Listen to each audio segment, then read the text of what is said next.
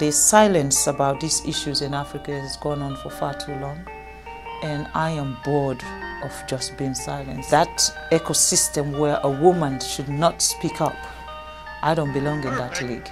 But unfortunately, there's always Big Brother. And when you fight and say no, they use the system. It's either they set you up with the opposition and they'll be supporting the opposition against you from the back. You have to have peace before you talk about development. This is Fatima Maada, the current First Lady of Sierra Leone. Aside from her beauty, fashion sense, and history as a filmmaker, actress, and screenwriter, her intelligence and bold statements regarding the road to African prosperity makes her stand out as a true, real-life representation of the character Queen Ramonda in Marvel's Black Panther. As a new resident of Africa, moving from the United Kingdom to Uganda to start a relationship and a business, we need people like Fatima telling the truth, inspiring hope and excellence across Africa. Stay tuned as Madinah and I react to her powerful words. When you look at what Sierra Leone have to offer, when you come to our mineral resources, the kind of mineral resources we have in our country is enough to take care of everybody in that country. We should not have a single poor person in Sierra Leone. But unfortunately, we are not given the free will to make decisions on our own mineral resources. There's always Big Brother who decides. And when you fight and say, no, we are not going to do this, they use the system to stop you. It's either they set you up with the opposition and they'll be supporting the opposition against you from the back, or they cause unnecessary chaos in your country so that you are not able to even govern your own people. They will do things to make you not to be functionable. And of course, any country that don't have peace cannot develop. So when she said there's enough mineral resources for everybody to be well looked after in their country, that's pretty much the same for every African country. They might not have the same resources, but we're here in Uganda. They have gold mines, they have coffee, like agriculture is very strong here. They have uranium, which is used in nuclear power and other applications. The whole world is known for this for many, many years. Those resources can come out, but somehow the people don't get rich. So why is that? This is why we're now seeing all of these African countries say no more to the West, because they're able to extract so much and give back so little. I don't see any problem with dealing with the West if the deal is fair. And the other reason why this is a parallel to Black Panther is that in that movie they have their resource, vibranium, but they control it. So no one else can take advantage of them or others. And that's the difference between the reality of the movie and real life. You have to have peace before you talk about development. I'll give you a simple example. By the way, can you see how she's dressed? I think she looks so good, right? Her outfit. She has African style. She's dressed into African style. Yeah. I like her outfit. Yeah, it's nice. Another reason why she's like a queen. I'll give you a simple example about Sierra Leone. Every mining company that is in Sierra Leone today is owned by a foreigner. Every mining company. If it's not the Chinese, it's the American, it's the British. Our electricity, Bumuna, is run by the British, and we still don't have light. We're looking for light, electricity. If you don't have electricity, how can you talk about education? How can you talk about health facility? How can you talk about improving the infrastructure of your country? Like, she's right. I think she's right, because if you don't have electricity, you can't talk about education. How are you going to study without electricity? Something like that.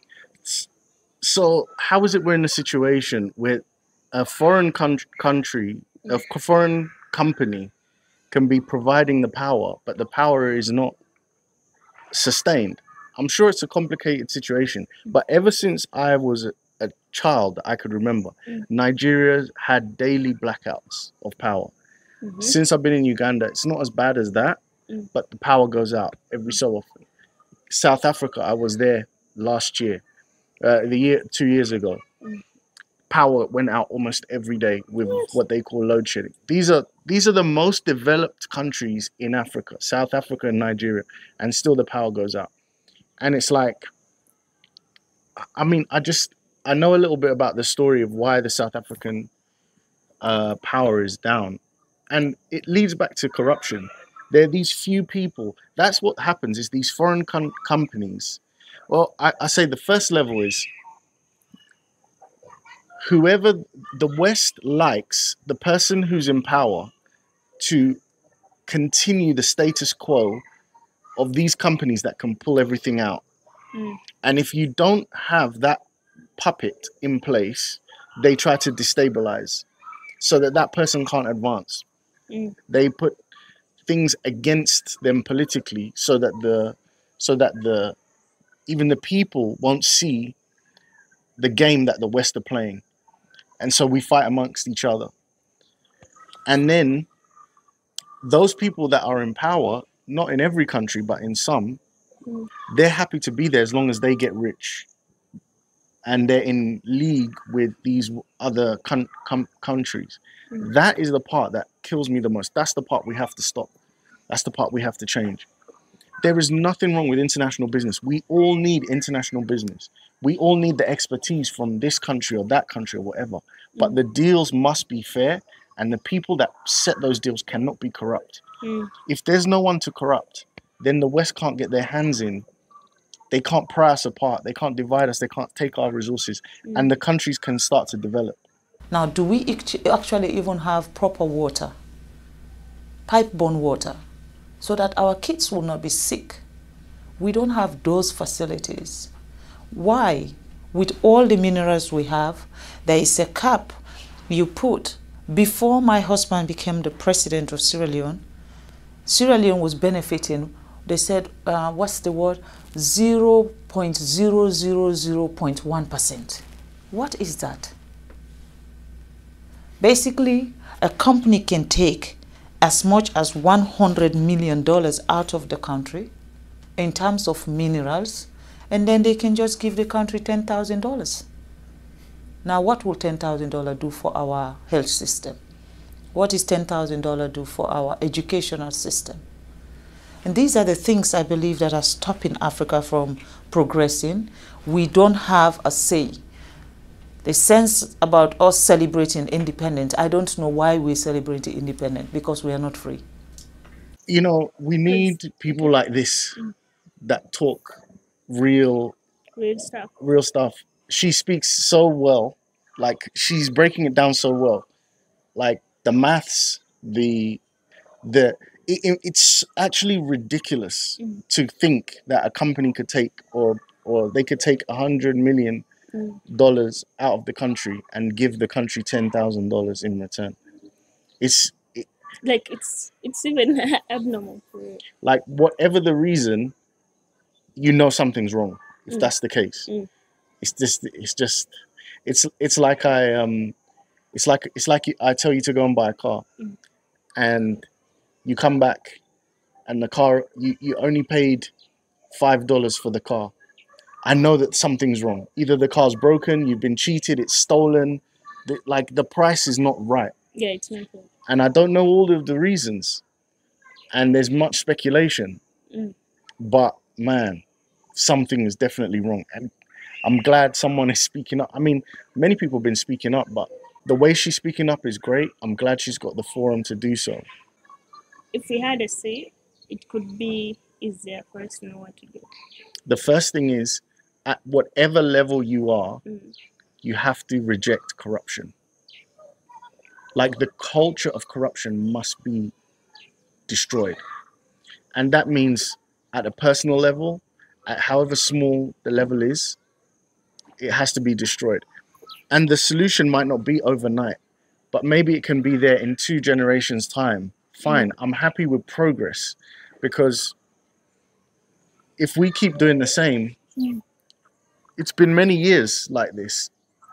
So it stands to reason that to fix it will take many years. For really, no, things of corruption, like, it's not easy. Like, we just have to put it in our minds that we should not corrupt, but corruption is everywhere. Corruption is too much.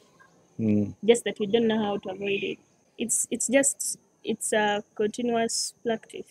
At least try practicing not to. Yeah. It's like exercise. We have to change the culture of corruption. We're gonna try, and you have to try too.